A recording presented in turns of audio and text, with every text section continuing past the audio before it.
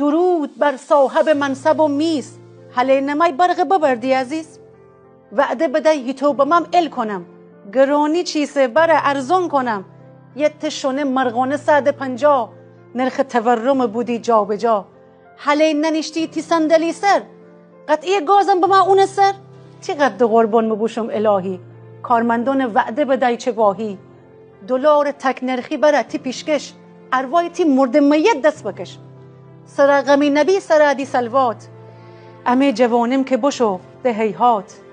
ثبات بورس واردات خودرو، اغواگری بو خودی من لیمون رو. قیمت خودرو که بابا نجومی، دلالونم بردن عجب هجومی.